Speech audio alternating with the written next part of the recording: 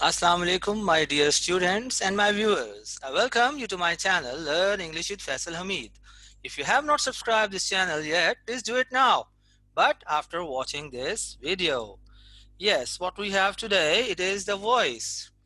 And in voice, we are going to talk about how are we going to change active voice sentences of present simple into passive voice. तो देखते हैं कि what we have. पहला sentence अगर आप के सामने इस वक्त स्क्रीन पर आ रहा है और अगर आप इसको देखें तो we play football in the afternoon में वी हमारे पास सब्जेक्ट है, प्ले हमारे पास वर्ब है और फुटबॉल जो है वो हमारा इमीडिएट आइटम आफ्टर वर्ब है, यानी कि ये ऑब्जेक्ट है। रिमेंबर कि हमने जो पिछले लेक्चर में बात की थी कि हमारे पास जो वर्ब है उसको ट्रांजिटिव होना चाहिए, तो अब हम इस चीज को अस्यूम कर रहे हैं कि हमारा वर्ब जो है वो ट्रांजिटिव ही होगा, यानी कि हम ट्रांजिटिव सेंटेंसेस, ट्रांजिटिव वर्ब्स ही उठा रहे हैं। लेकिन उसके बावजूद देखें, अगर हम इसको क्वेश्चन करना चाहें इमीडिएट आइटम को, तो आप देखें हम कहेंगे व्हाट वी प्ले। तो इसका मतलब है कि फुटबॉल जो है वो हमारा ऑब्जेक्ट है, क्योंकि इट आंसर्स व्हाट। तो अब हम जब पैसिव वॉइस का सेंटेंस बनाने जाएंगे तो हम क्या करेंगे, हमने क्या करना है, सबसे पहले हमने ऑब्जेक्ट को सब्जेक्ट की जगह पर लेके जाना है और उसके बाद हमने देखना है कि हमारे पास हेल्पिंग वर्ब क्या होगा। तो याद रखिए, जब हमने बात की थी कि जब हमारे पास present form of the verb होगी तो हम उसके लिए इज, एम या आर में से कोई हेल्पिंग वर्ब यूज करेंगे। और आपको याद रखना है हमेशा कि आपका जो मेन वर्ब होगा पैसिव वॉइस में वो हमेशा पास्ट पार्टिसिपल होता है, थर्ड फॉर्म होता है, उसके बाद बाय और वी का ऑब्जेक्टिव केस आएगा। आइए अब हम पैसिव वॉइस इसका देखते हैं कि कैसे बनता है। जी, हमने क्या किया, हमने फुटबॉल हमारा इस सेंटेंस में ऑब्जेक्ट था तो हम फुटबॉल को शुरू में लेकर आए। फिर हमने ऊपर देखा कि हमारा वर्ब जो है वो प्रेजेंट फॉर्म है, इसलिए हमने हेल्पिंग वर्ब क्या यूज किया, इज, एम, आर में से कुछ आना था। फुटबॉल क्योंकि सिंगुलर नाउन है इसलिए हमने फुटबॉल के साथ इज लगाया। और उसके बाद प्लेड, जो प्ले की थर्ड फॉर्म है, पास्ट पार्टिसिपल फॉर्म है। याद रखिए पैसिव वॉइस में हमेशा हमारी फॉर्म जो है वो थर्ड फॉर्म होगी, पास्ट पार्टिसिपल होगी। फिर हमने बाय ऐड करना है और ऊपर जो हमारे सेंटेंस में एक्टिव वॉइस में हमारे पास सब्जेक्ट हमारा वी था, उसको अब हमने क्या करना है, अब हमने उसको ऑब्जेक्ट की जगह पे लाना है और उसकी शक्ल जो है वो ऑब्जेक्टिव केस में चेंज कर देनी है। तो वी चेंज हो जाएगा अस में। उसके बाद जो बाकी चीज आ जाती है इन द आफ्टरनून, ये हमारी एडवर्बियल फ्रेज है, तो ये इसी तरह से आ जाएगी, इसको हम चेंज नहीं करेंगे। दूसरा सेंटेंस देखते हैं। और पहला हमारा पॉजिटिव सेंटेंस था, अब हमारे पास नेगेटिव सेंटेंस आ रहा है। इसमें अगर हम देखें they do not break the toys, तो हमने क्या करना है, हमने अब ऑब्जेक्ट को सेंटेंस के स्टार्ट में लाना है। तो क्या हो जाएगा, द टॉयज सेंटेंस के स्टार्ट में आएगा और टॉयज के मुताबिक हमने हेल्पिंग वर्ब यूज करना है और इज, एम, आर में से कोई हेल्पिंग वर्ब आएगा। और जब नेगेटिव सेंटेंस होगा तो हेल्पिंग वर्ब के बाद हमने नॉट का इजाफा करना है और ब्रेक की थर्ड फॉर्म आ जाएगी, पास्ट पार्टिसिपल फॉर्म आएगी और बाय के बाद हम दे को ऑब्जेक्टिव केस में चेंज कर देंगे। तो आइए सेंटेंस देखते हैं। तो they do not break the toys जो है वो चेंज हो जाएगा, the toys are not broken by them.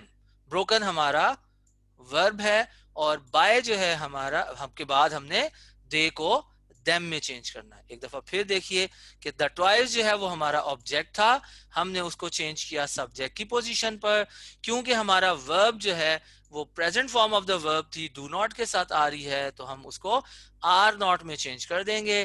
Twice क्योंकि प्लूरल है इसलिए आर आएगा। और मेन वर्ब हमारा ब्रोकन हो जाएगा क्योंकि पैसिव वॉइस में हम हमेशा third form of the verb लगाते हैं। उसके बाद बाय और बाय के बाद दे जो हमारा सब्जेक्ट था उसको हमने ऑब्जेक्टिव केस में चेंज किया और वो बन गया देम। तीसरा सेंटेंस देखते हैं और वो सेंटेंस है हमारा क्वेश्चन। इंट्रोगेटिव सेंटेंस हम देखेंगे कि इंट्रोगेटिव सेंटेंस में क्या होता है। इंट्रोगेटिव सेंटेंस में जैसा कि आपको मालूम है कि डू जो है वो पहले आ जाएगा, उसके बाद हमारा सब्जेक्ट है, फिर हमारा हमारा मेन वर्ब आएगा, और उसके बाद योर शूज जो है वो हमारा ऑब्जेक्ट है। Do you polish your shoes. तो इसका हम ऑब्जेक्ट पैसिव वॉइस कैसे बनाएंगे, आइए उसको हम देखते हैं। जी, are your shoes polished by you, थोड़ा सा ट्रिकी है, थोड़ा सा आपको अपने माइंड को एक्टिव रखना है। आपने देखें कि क्योंकि पॉजिटिव सेंटेंस नहीं है, अब ये आपने हेल्पिंग वर्ब को शुरू में लाना है, तो आप ये देख लीजिए कि यार मेरा ऑब्जेक्ट क्या है। ऑब्जेक्ट यहाँ पर योर शूज है, ऑब्जेक्ट यहाँ पर योर शूज है, और योर शूज क्योंकि प्लूरल में है, तो इसका मतलब है कि आपका हेल्पिंग वर्ब जो है वो ना तो इज होगा, ना ही वो एम होगा, बल्कि वो आर होगा। तो आर आप शुरू में ले आएंगे, उसके बाद ऑब्जेक्ट आपका योर शूज जो है वो सब्जेक्ट की पोजीशन ले लेगा, और उसके बाद आएगा मेन वर्ब जो कि पास्ट पार्टिसिपल फॉर्म में होगा। फिर हम बाय का इजाफा करेंगे और यू जो है वो इसी तरह रहेगा। तो आइए अब हम अगला सेंटेंस देखते हैं जो कि इंट्रोगेटिव नेगेटिव होगा, यानी कि उसमें क्वेश्चन भी होगा, उसमें नेगेशन भी होगा। नॉर्मली हम इस तरह का सेंटेंस उस वक्त यूज करते हैं जब हम किसी चीज को रीअफर्म कर रहे हो। तो do you not read this book में हमारा ऑब्जेक्ट क्या है जी, दिस बुक। अगर आप हेल्पिंग वर्ब को देखें तो वो है डू, और मेन वर्ब को देखें तो present form of the verb आपके पास मौजूद है। तो इसका मतलब ये है कि हमने क्या करना है, हमारे पास हेल्पिंग वर्ब है इज एम आर, तो इज एम आर में से हमने कोई हेल्पिंग वर्ब लाना है, और वो हेल्पिंग वर्ब किसके मुताबिक आएगा, वो हमारे इस ऑब्जेक्ट दिस बुक के मुताबिक आना चाहिए। दिस बुक क्योंकि सिंगुलर है तो हम इसके साथ इज लगाएंगे, और क्योंकि ये क्वेश्चन है इसलिए इज जो है वो सेंटेंस के स्टार्ट में आ जाएगा। तो आइए सेंटेंस को हम देखते हैं। Is this book not read by you.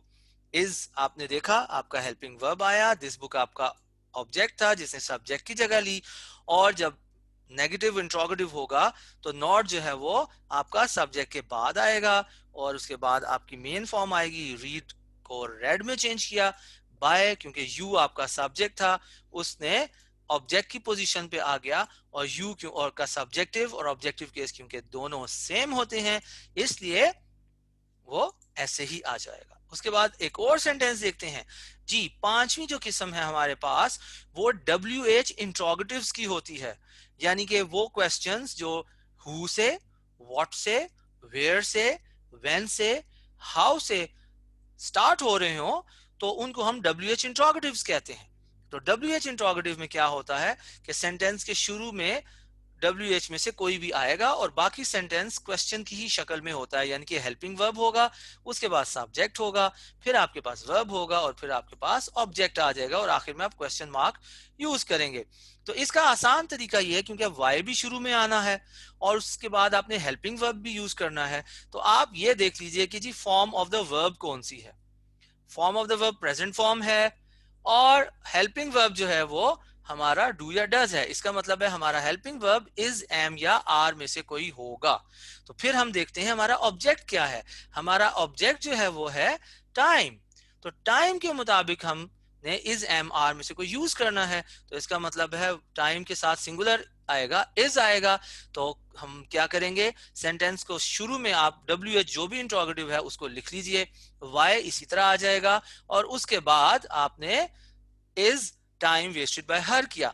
जैसे आपने देखा कि वाई शुरू में उसी तरह आ गया, और उसके बाद वही जैसे क्वेश्चन आप बना रहे थे उसी तरह से बाकी सेंटेंस आ जाएगा, यानी कि हेल्पिंग वर्ब पहले, उसके बाद जो आपका ऑब्जेक्ट था वो सब्जेक्ट की पोजीशन पर आया, फिर आपका मेन वर्ब थर्ड फॉर्म में आया, बाय लगा, और क्योंकि यहाँ पर हमारा सब्जेक्ट एक्टिव वॉइस में शी था तो हमने जब पैसिव वॉइस बनाया तो उसको हमने हर में चेंज किया।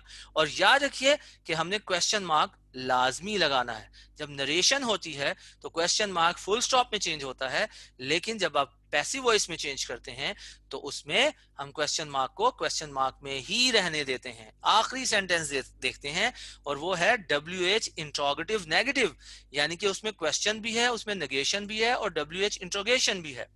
तो वही तरीका हम यूज करेंगे कि सेंटेंस को शुरू करें, आप WH जो Y है उसको आप सेंटेंस के शुरू में ले आए। फिर आपने देखा कि आपका हेल्पिंग वर्ब क्या है, डू है, इसका मतलब है इज एम आर में से आपका आपका जो हेल्पिंग वर्ब है वो आना चाहिए। अब आप देख लें आपका ऑब्जेक्ट क्या है जी, मी आपका ऑब्जेक्ट है, तो इसका मतलब है इसके मुताबिक हमें एम की जरूरत है, तो वाई एम हो जाएगा और बाकी स्टेप्स उसी तरह से हम लेकर आएंगे। तो आइए सेंटेंस को देखते हैं कि वो कैसे बनता है। Why am I not help by them, तो वाई आपका देखें WH उसी तरह आप लेकर आए, यहां पर मी है और क्योंकि डू हेल्पिंग वर्ब था तो उसकी वजह से हमने एम लगाया।